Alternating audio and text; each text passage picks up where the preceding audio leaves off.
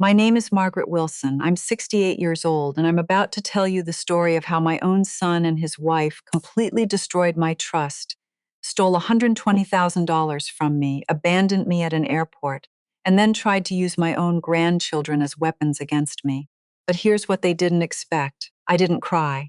I didn't give up. I fought back, and justice prevailed. Stay with me, because this story has 5 shocking twists that will absolutely blow your mind in the ending. Well, let's just say it changed everything I thought I knew about family. If you're listening from somewhere far away, drop your city in the comments so I can see how far this story has traveled. And please, stay with me until the end, because this isn't just my story, it's a warning, a celebration, and a roadmap for anyone who's ever been betrayed by someone they loved most. Let's get into it. My name is Margaret Wilson. People have called me Maggie my entire life, and I've spent the last 40 years doing one thing: selling real estate, not just any properties. I've sold farmland in Wisconsin, lakefront homes in Minnesota, historic Victorian mansions in Madison. I've closed deals in snowstorms, summer heat waves, and once, during my second pregnancy, I wore maternity clothes to show a commercial property to investors from California. The point is, I was good at reading situations. I could understand what people needed before they understood it themselves. By 2021, I decided it was time to retire. I'd been careful with my money. I'd invested wisely, lived below my means, which is unusual in real estate, and built a comfortable nest egg, approximately $800,000 in various accounts. Not enough to be wealthy, but enough to be secure. I bought a modest condo in Madison, Wisconsin, just 2 blocks from the university campus, nothing pretentious. I joined a yoga class on Tuesday mornings, started a book club with old friends, even tried gardening, which turned out to be considerably harder than I'd anticipated. Plants don't negotiate, and they certainly won't return your calls. The retirement dream was straightforward: peace, independence, and spending time with my grandchildren. My son Christopher, we call him Chris, had married Victoria 12 years prior, and they had 2 children, Lucas and Sophie. I was the grandmother who showed up. I went to soccer games. I brought gifts. I called every Sunday. Life was good. Life was quiet. Life was exactly what I'd imagined. That's when everything changed. Spring 2024. I remember it was unseasonably warm for Wisconsin, the kind of day when you can finally sit outside without a coat. I was on my porch with iced tea when my phone rang. It was Chris. I can read my son like a book. I've been reading him since he was born. I can tell when he's stressed about money, when he's exhausted from the children, when he's calling just to chat. But this call was different. His voice had a tremor I'd never heard before. Mom, we need to talk about something serious. My first thought, like any mother's, was immediate alarm. Is someone sick? Is there an accident? What is it, sweetheart? It's about the business, about the real estate development company. We're having some financial difficulties. Here's what he told me. He and Victoria had invested heavily in a development project on the south side of Chicago called Ravenswood Condos. It was supposed to be profitable: 24 units, mixed-use development, a three-doll, $2 million our total investment. They'd already contributed $800,000 of their own capital. But now a major investor had backed out. Construction costs had increased unexpectedly. A key developer had left the project. We need $120,000, Mom, right now. We need it within the next week. If we don't have it, we lose everything. The bank will call our loans and we're finished. I listened to my son describe how his dream project was collapsing. I heard the fear in his voice. And I thought about my grandchildren, Lucas and Sophie, who I adored, and how much they needed their parents to be stable and secure. Have you and Victoria explored other options? I asked. We've tried everything. But Mom, you're the only person we can turn to. You understand real estate. You understand what it takes to make deals work. You're the only one who has the resources to help, and you'd understand why this is critical. That last part landed. He was right. Most people our age were tied up in their own retirements, their own homes, their own medical expenses. But I'd been careful. I'd been strategic. I had liquid capital. When would you be able to repay me? By next March, maybe earlier. Once the units start selling, we'll be fine. I'm not going to lie. This is going to be tight. But we will pay you back, Mom, I promise you. And I'm grateful. I'm so grateful. You're saving our family. I didn't say yes immediately. I called Robert Stevenson, my real estate attorney, whom I'd worked with for 30 years. Robert knew me. He understood how I thought. Robert, my son needs to borrow $120,000 for a real estate development project. I want to help him, but I want to protect myself. Smart, he said. Maggie, never lend money to family without proper documentation, not even to your children. So Robert drafted a formal loan agreement. It was straightforward, $120,000, 4% annual interest, repayment by March 2025, with a security interest in any real property Chris and Victoria owned. In legal terms, I had a lien. If they didn't repay me, I could force the sale of their house. I sent the agreement to Chris. He signed it without complaint. In fact, he signed it and returned it within 2 days. You're a lifesaver, Mom, he said when he confirmed the transaction. We will not let you down, I promise you. May 2024, I transferred $120,000 from my savings account into Chris's business account. At that moment, I felt like a good mother. I felt like I was doing the right thing. I was helping my son through a genuine crisis. That's what families do, isn't it? That's what you're supposed to do. At least, that's what I believed. For the first 2 months, everything seemed fine. Chris called me every Sunday, just like he always did. He updated me on construction progress at Ravenswood condos. He complained about contractors and inspectors. Victoria was apparently managing cash flow, which meant she was securing additional funds to keep the project moving forward. Everything appeared normal. Everything was a lie. In July, I decided to visit Chris and Victoria in Chicago. I wanted to see the condo project with my own eyes. I wanted to understand where my money was going. And honestly, I wanted to spend time with Lucas and Sophie. When I pulled into their driveway, I felt my chest tighten. The house wasn't what I expected. Chris and Victoria lived in a nice neighborhood, yes, but this wasn't just nice. This was extraordinary. A 6-bedroom Tudor revival in Lincoln Park. Kind of house you see in architectural magazines.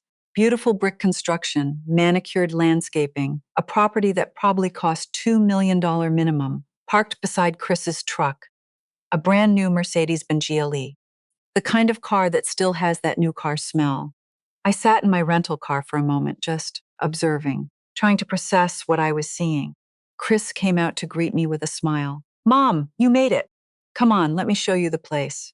The interior was immaculate, recent renovations. A kitchen that looked like it belonged on a cooking show.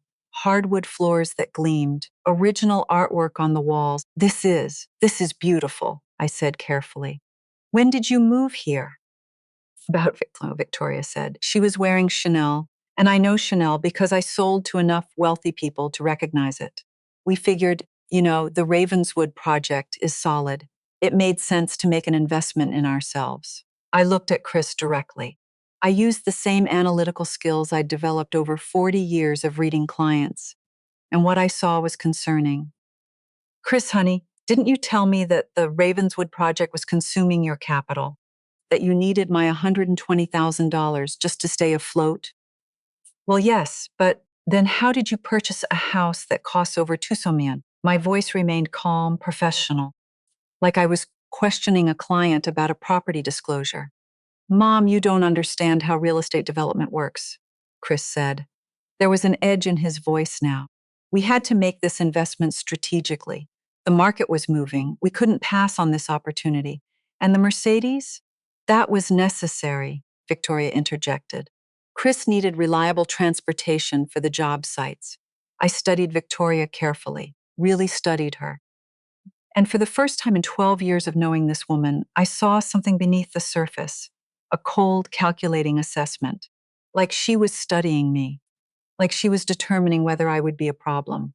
That's when the doubt took root, just a small seed of it. But it was definitely there. After that visit in July, Chris's communication became sporadic. He didn't call as regularly as before. When he did, he was always rushed, always occupied, always cutting our conversations short. Hey, Mom, I've got to jump into a meeting. Hey, Mom, the kids have something going on. Hey, Mom, I'm driving.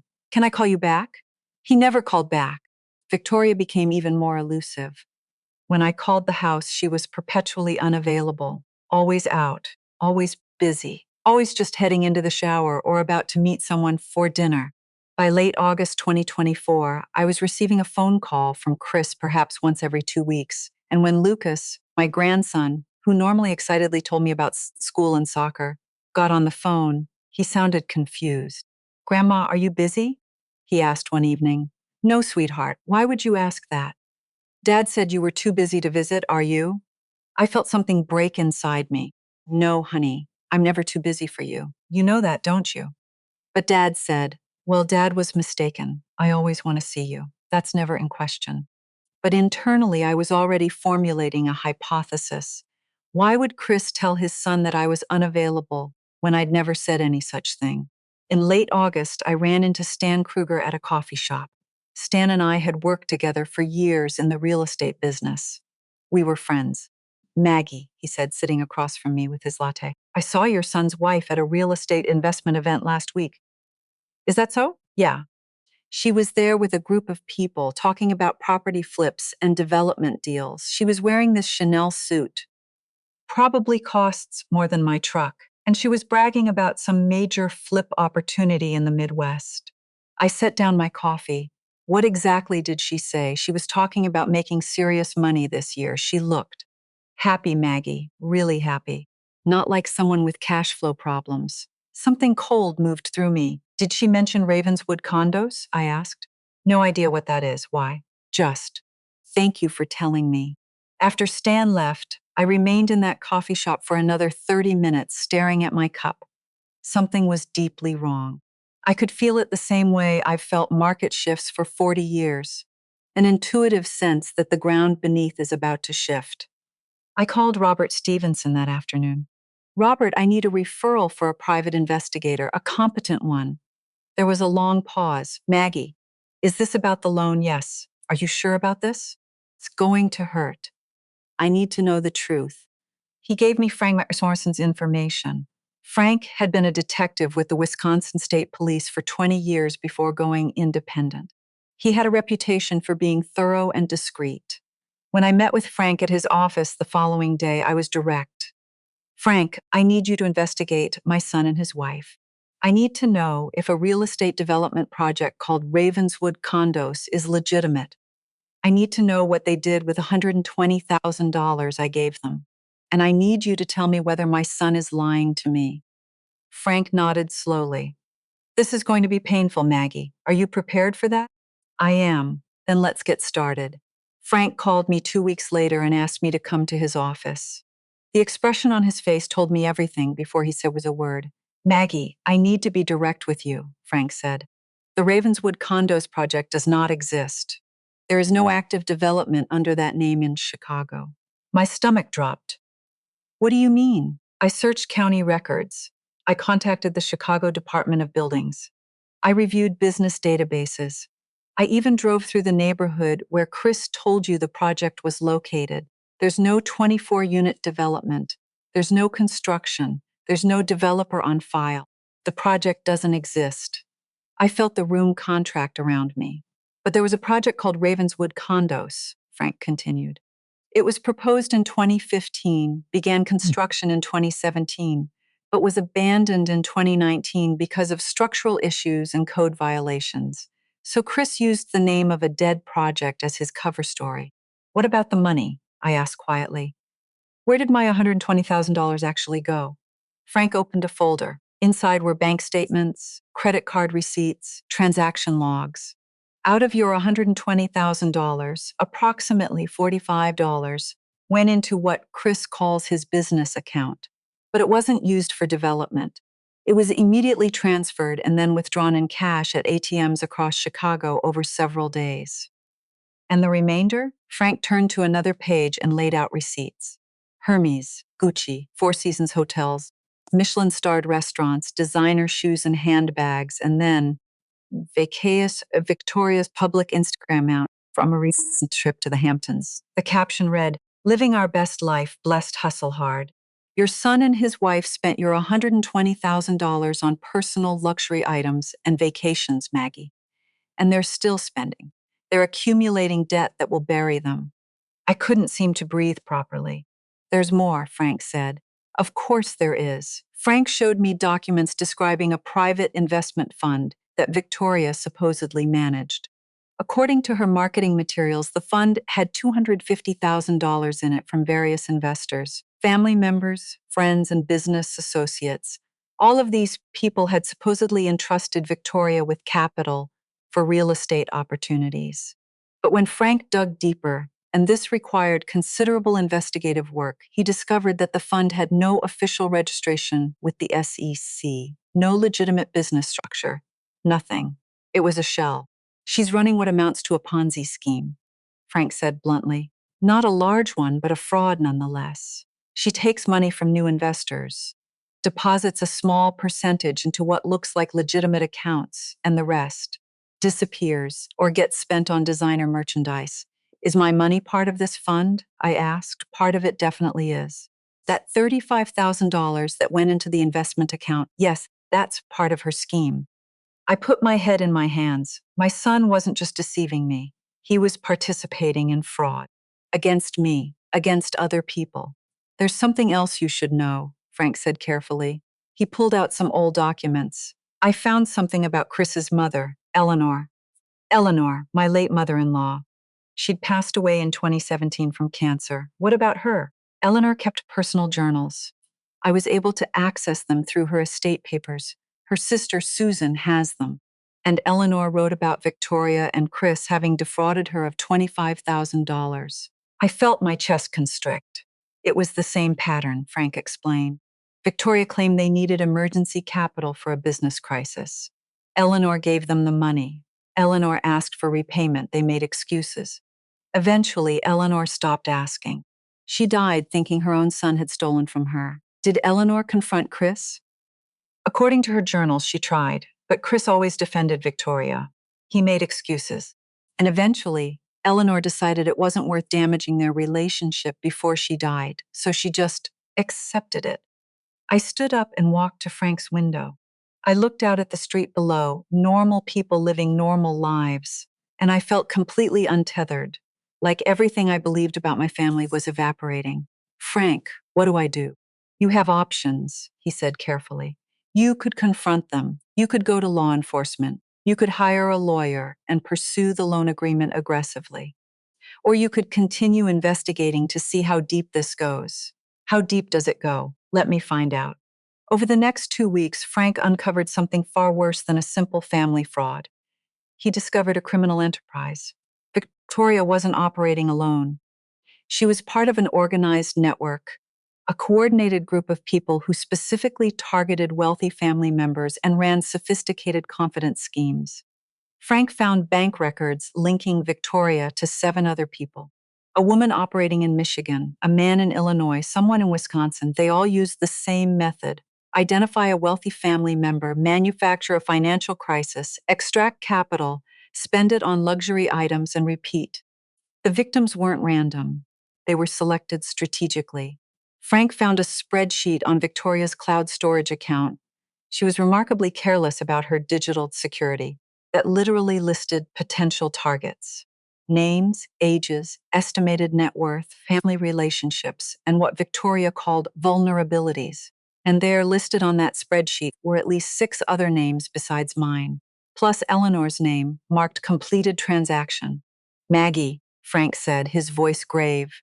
Your daughter-in-law is part of an organized fraud ring that's been operating across 6 states. The total amount stolen is probably in the millions. But then Frank discovered something that changed my understanding of everything. Chris had tried to extract himself. Twice. In February, Frank found emails between Chris and Victoria. Chris wrote, "We have to stop. This is wrong. We have to tell Maggie's attorney everything." Victoria's response was ice cold. "If you do that, I'm done with you. I'm taking Lucas and Sophie, and you'll never see them again. Your mother will own your house. You'll be divorced and penniless. Is that what you want?" In a later email from July, Chris wrote, "Victoria, I can't do this anymore. I feel sick." Her response, "Tough, you're already involved. And if you think you're going to betray me now, you need to remember what I know about you." There were veiled threats, financial control over Chris, manipulation, emotional abuse. My son wasn't the mastermind of this fraud. He was trapped by someone he'd married. He was being coerced. I felt something shift inside me. I was furious at Chris for lying, but I was absolutely enraged at Victoria for everything else. It was September 5th, 2024. I'd been sitting on Frank's information for a week, trying to process what I'd learned. I called my sister Patty. Patty had moved to Minnesota years ago and built a successful boutique business. She's 5 years younger than me, but she's always been the fighter in our family. Where I naturally preferred caution and deliberation, Patty preferred aggression and action. They stole from you, she said, not a question, a statement of fact. Yes. And they're stealing from other people? Yes. At least 6 other people, probably more. And Chris is being manipulated by Victoria? According to my investigator, yes. Maggie, you need to take action. You need to report this. You need to protect yourself and other people. But Patty, if I do this, it affects Chris, and it affects Lucas and Sophie. The kids are already affected, Patty said bluntly. They have a father who's been coerced into committing fraud and a mother who's a predator. They're already suffering. The question is whether you're going to sit on this information or use it to help them. She was right. I knew she was right. I called Frank Morrison that evening. Frank, I want to cooperate with law enforcement, full cooperation. I want to help take Victoria and everyone in this network down. Are you absolutely certain? Frank asked. Once you start, there's no stopping. This becomes criminal, not civil. It becomes serious. I'm certain. But before I contacted any legal authorities, I did something I probably shouldn't have. I confronted Chris and Victoria face to face. It was October 3rd, 2024. I called Chris and told him I needed to see him and Victoria this weekend. No negotiations. This was important. He tried to deflect, but I was firm.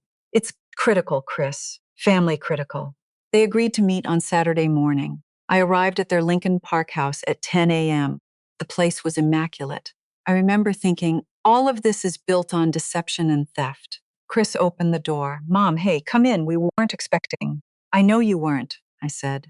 Can we sit down? I need to talk to you about something specific. We sat in their living room. Victoria was wearing Chanel again. Her nails were fresh. She looked like someone without a single worry in the world. I want to talk about Ravenswood condos, I said directly. I want you to tell me everything you've been hiding. Color drained from Chris's face. Victoria's expression didn't change, but something cold flickered behind her eyes. Mom, I don't know what you're talking about, Chris began. Stop, I said. I've hired a private investigator. I know about the fake project. I know about the investment fund. I know about Eleanor. I know about the network. I know all of it, Chris. Now I want to hear it from you. Victoria stood up. You know what, Maggie? I'm done with this conversation. Sit down, I said quietly. She didn't. Instead, she looked at me with genuine contempt. You're just a bitter old woman who's jealous that Chris has a life of his own. You want to control him. You want to make sure he stays dependent on you. Well, guess what? He doesn't need you, and neither do the kids. That hurt. That actually hurt, physically. We have a legal contract, Victoria. You're going to return my $120,000, or I'm going to pursue every legal option available to me. Or what? Victoria laughed. It was a terrible sound. You'll sue your own son? You'll try to take away your grandchildren's home? Go ahead, Maggie. Try it. See who the courts believe. The struggling parents trying to build a life, or the wealthy retired woman squeezing them for money. She looked at Chris. Tell your mother you're done with her. I watched my son. I could see him wrestling with himself. I could see the fear in his eyes. He was terrified of Victoria, terrified of losing his children, terrified of everything. His voice shook. I don't want to hurt you. But Victoria's right. We need to focus on our family. Your family needs you to be honest, I said. Your kids need a father who tells the truth. You don't know anything about what he needs, Victoria said sharply. And frankly, Maggie, you're not welcome here anymore. I think you should leave. I should have seen it coming. But I was too hurt, too angry, too betrayed. 1 week later, Chris called me. His voice was softer than it had been in months, apologetic, almost conciliatory. Mom, I'm sorry about last week. Victoria was out of line. I hate how things happened. I want to make this right. I think we should all talk, figure this out together. I was skeptical, but he was my son, and I still had hope that maybe, just maybe, he'd come to his senses. I have an idea, he said. What if we all went on a family trip? Me, Victoria, Lucas, Sophie, and you. Just a weekend getaway. We could talk things through. Maybe go to Denver or something. It sounded too good to be true, but it was my son asking, and I wanted it to be true. Okay, I said, I'll come. November 2nd, 2024. I met them at Chicago O'Hare Airport at 9:30 a.m. Chris, Victoria, Lucas, 12 years old, and Sophie, 8 years old. We were all supposedly flying to Denver for a family weekend to discuss our issues and find common ground. Lucas hugged me when he saw me. I got actual physical connection with my grandson for the first time in months. Grandma, I didn't know you were coming. Sophie did a little dance. Grandma Maggie, you're here. I felt my heart settle a little. Whatever was happening with the adults, at least I had my grandchildren back. We checked in. We went through security. Everything seemed normal. But Chris and Victoria kept exchanging looks, checking their phones, whispering to each other. I noticed, but I tried to ignore the warning signs. About 45 minutes before our flight, Victoria said, Maggie, I'm getting thirsty. Why don't you grab us some coffee while we stay with the kids? It seemed innocent, so I went. I stood in line at a coffee shop, ordered 3 coffees, and waited. When I came back 8 minutes later, they were gone. I stood there holding 3 coffees, feeling the bottom of my world disappear. I ran to the airline desk. Excuse me, the family I was sitting with, where did they go? Oh, they canceled their flight about 5 minutes ago, the agent said. They went back toward security to exit the terminal. I called Chris, voicemail. I called Victoria, voicemail. I walked through O'Hare Airport like a ghost, looking for 4 people who'd decided to abandon me. My son, my daughter-in-law, my grandchildren, they just left. I called my sister. Patty, they left me. At the airport, they just left me here. What do you mean? I told her everything, and I could hear the rage building in her voice. I'm on my way, she said. I'm driving now from Minnesota. Don't you move. Stay in the airport. I'm calling ahead to book you a hotel. Don't make any decisions until I get there. It took Patty 3.5 hours to drive from Minnesota to Chicago. In that time, I sat in an airport hotel bar and tried to process what had just happened. My son had abandoned me at an airport, just like the story I'd read about on Facebook weeks before this all started. The story about an elderly woman left behind by her family. I thought her story was shocking then. I never imagined I was about to live something similar. When Patty arrived at the hotel, she found me sitting in a chair, staring at nothing. She didn't ask for details. She just hugged me, and then she sat down and said, Okay, here's what we're going to do. We're going to take action. We're going to go to war. Patty, no arguments. You gave them every chance to be honest. You gave them every chance to make this right. They responded by abandoning you at an airport. That's not family. That's a criminal act. And we're going to treat it like one. The next morning, I called Robert Stevenson. Robert, I need to file criminal charges. I need you to contact every relevant authority, the FBI, local law enforcement, everything. Victoria Nash Wilson is part of a fraud ring that's stolen millions of dollars. And yesterday, they abandoned me at Chicago O'Hare Airport. Robert was quiet for a moment. Then he said, Maggie, do you understand what this means? Once we start this, it affects Chris too, and it affects your grandchildren. I understand completely, I said. Eleanor died without justice. 6 other people have been defrauded. Chris is trapped by someone who's abusing him emotionally and financially. The only way to help anyone is to stop Victoria. The only way to help Lucas and Sophie is to expose the truth. Okay, Robert said. Let me make some calls. Robert contacted the HUD Office of Inspector General, the FBI's Financial Crimes Division, and the Wisconsin Department of Justice. He explained everything: the fake Ravenswood project, the fraudulent investment fund, the pattern of targeting elderly family members, the organized network spanning 6 states, everything. Within a week, Special Agent David Kellerman from the FBI's Financial Crimes Unit called me. Miss Wilson, we've been tracking similar cases across 6 states, Kellerman said. Your case fits a pattern we've been investigating. We're very interested in working with you. What does that involve? It means we need you as a cooperating witness. We want to build a comprehensive criminal case, and we need you to help us gather evidence. What kind of evidence?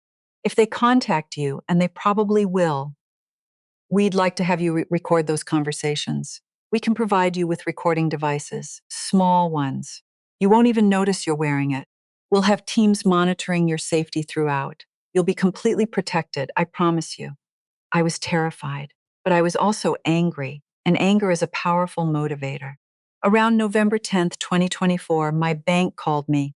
Miss Wilson, we're calling about unusual activity on your accounts. Someone has attempted to access your online banking multiple times. We detected an attempt to transfer $50,000 from your savings account to an external account in Colorado. Our security system stopped the transaction, but I wanted to alert you immediately. My blood ran cold. How did someone get my login credentials? We're not sure, but it appears whoever has this information knows your passwords and personal security answers. I had given Victoria my banking information months ago when I mistakenly thought we could work out a payment arrangement together. She'd been collecting my financial information ever since. I told Agent Kellerman immediately. That's attempted identity theft, Kellerman said. Combined with everything else, it shows clear intent to commit additional crimes. We're accelerating our timeline. November 15th, 2024. At 6:47 a.m., FBI agents, HUD investigators, and local police descended on multiple locations simultaneously. Chris and Victoria's house in Chicago, the office space Victoria had been renting, 3 different bank branches, the homes of 5 other people in the fraud network. Agent Kellerman called me as it was happening. It's done, Ms. Wilson. We're in. What they found was extraordinary. On Victoria's laptop, spreadsheets of victims, detailed plans for fraud, documentation of manipulation tactics, communications with other network members. On the cloud drive, evidence of fraud against 34 different people. In the safe in their bedroom, $30,000 in cash, fake identification documents, and a prepared packet for starting over in Cancun. Chris and Victoria were arrested by 8:15 a.m. Lucas and Sophie were placed in protective custody with the Illinois Department of Children and Family Services. And for the first time in months, I could actually breathe. 3 days later, on November 18th, 2024, I was permitted to see Lucas and Sophie. A DCFS caseworker had to be present. When Lucas saw me, he broke down. He ran to me and hugged me so hard I thought I would break. Grandma, where have Mommy and Daddy been? The police came. They took them away. I don't understand what's happening. Sophie just looked confused. 8 years old, and her entire world had collapsed. I held them both, and I wept. I wept for them, for me, for Eleanor, for Chris, for everyone this had touched. Grandma, Lucas asked, are you mad at us? And my heart shattered all over again. Oh, honey, no, never. I could never be angry at you. You didn't do anything wrong. You didn't do anything wrong at all. By December 2024, a federal grand jury returned indictments against Chris, Victoria, and 8 other members of the fraud ring. Charges included wire fraud, multiple counts, conspiracy to commit wire fraud, identity theft, filing false police reports, elder financial abuse, money laundering for the members involved in moving cash. The total amount stolen was estimated at over $2. 1 million. Chris was offered a plea deal, plead guilty to wire fraud charges, agree to cooperate fully with authorities, and serve 5 to 7 years in a federal prison. Victoria refused the plea deal. She decided to go to trial. That decision would cost her tremendously. She was now looking at 25 plus years in prison if convicted. In January 2025, Chris wrote me a letter from the county jail where he was being held pending trial. Mom, he wrote, I don't know how to ask for your forgiveness because I don't deserve it. But I want you to know that I understand what I did. I understand that I hurt you. I understand that I betrayed your trust and your love. Victoria manipulated me and controlled me, but that doesn't excuse my choices. I made the decision to lie. I made the decision to steal from my own mother. That's on me. I want to plead guilty. I want to cooperate with the government. I want to do whatever I can to make this right. And I want Lucas and Sophie to know that their father tried to be better, even when it was hard. I'm sorry. After receiving that letter, Chris accepted the plea deal. Between January 2025 and March 2025, the legal proceedings unfolded. Chris pleaded guilty to wire fraud. At his sentencing hearing, he stood before the judge and accepted responsibility for his actions. He was sentenced to 6 years in federal prison. It was clear from his testimony that he'd been manipulated and coerced. But the judge made it clear that voluntary participation in fraud carries serious consequences. Victoria went to trial. She maintained her innocence, claimed she was the victim, and blamed everyone else for her crimes. The evidence against her was overwhelming. Bank records, testimony from victims, communications with other network members, testimony from Chris. Within 2 weeks, the jury returned a guilty verdict on all counts. Victoria was sentenced to 22 years in federal prison. The other 8 members of the network faced various charges. Most took plea deals. Sentences ranged from 2 years to 12 years. The court ordered restitution for all victims, totaling $2, $1 million, from Chris's and Victoria's payments, made through their remaining assets and future wages. I would recover my $120,000 principal plus interest, but I made a decision. I donated $25,000 of that recovery to establish the Eleanor Wilson Memorial Fund, a fund dedicated to educating elderly people about financial fraud and protecting vulnerable seniors. By February 2025, custody of Lucas and Sophie was resolved through the court system. My sister Patty filed to become their legal guardian. The court approved it. By late February, Lucas and Sophie had moved to Minnesota to live with Patty. It wasn't easy for them. They had nightmares. They had behavioral problems. They had to begin therapy to process what their parents had done and what they'd experienced. But slowly, as the months passed, they began to heal. By summer 2025, Lucas had joined a youth soccer league. Sophie had started taking art classes. Every Sunday they called me, and sometimes quietly they called me their hero, which broke my heart because I didn't feel like a hero. I felt like a grandmother who'd lost precious time with her grandchildren that we could never get back. But I was working to build something new with them, something based on honesty, something that would last. By June 2025, I'd made a decision about what to do with the rest of my life. I was not going back into quiet retirement. Yoga and book clubs and gardening felt hollow now. Instead, I started working with an organization dedicated to senior financial safety. I became a certified fraud prevention educator. I traveled to community centers, senior centers, and church groups giving talks about financial safety and recognizing fraud. Here's what I learned. I would tell audiences of elderly people, love does not mean enabling. Trust does not mean blind trust. Family is important, but your financial security is equally important. If someone asks you to keep a loan quiet, or if someone pressures you to give them money without a written agreement, that's a red flag. That's not love. That's manipulation. I wrote about my experience. I gave interviews to podcasts. I became an advocate for other people who'd been defrauded by family members, and somehow that gave my suffering meaning, that made the betrayal and pain feel like it served a purpose. June 17, 2026. Today, right now, I'm 68 years old. I've lived through a betrayal that could have destroyed me. Instead, it transformed me. I'm not the same Maggie who retired in 2021. That woman was too trusting, too quick to help without protection, too willing to sacrifice her own financial security for someone else's comfort. The Maggie sitting here today has learned something crucial. Love and boundaries can coexist. In fact, they must. You can love your son and still hold him accountable. You can care about your grandchildren and still refuse to enable their parents. You can want to help someone and still protect yourself. That's not cold. That's not unloving. That's wisdom. Chris is in federal prison in Wisconsin, serving year 2 of his 6-year sentence. He's been a model inmate.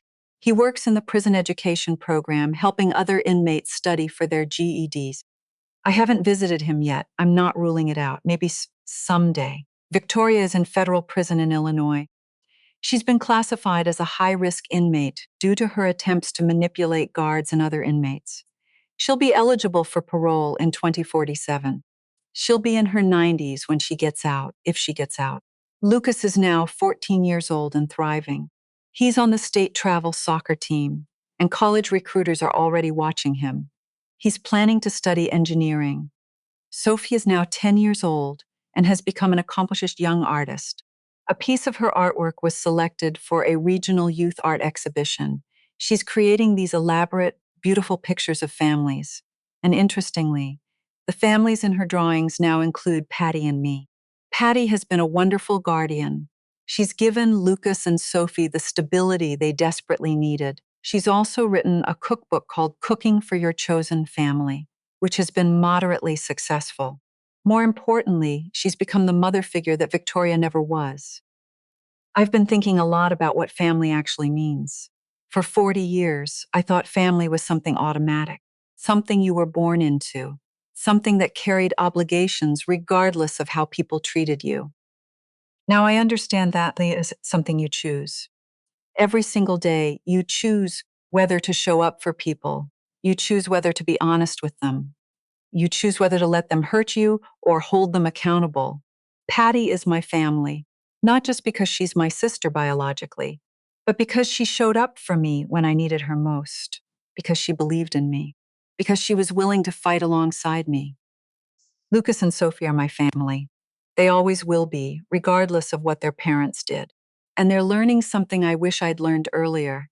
Real family looks like consistency, honesty, and unconditional support. Agent Kellerman, who helped me bring Victoria down, became something like a friend. Robert Stevenson, my attorney, showed me what it means to do the right thing even when it's complicated. Frank Morrison, the private investigator, proved that truth matters. Those people are more family to me than Chris in many ways. And that's okay. That's actually beautiful. If you're listening to this and you recognize yourself in my story, if you've been betrayed by family, if you've been manipulated by someone you love, if you've been gaslit into thinking you're the problem when you're actually the victim, I want to tell you something. You're not alone. You're not crazy. You're not overreacting. And you're stronger than you think. It's okay to love someone and still refuse to be victimized by them. It's okay to set boundaries. It's okay to say no. It's okay to go to authorities. It's okay to protect yourself.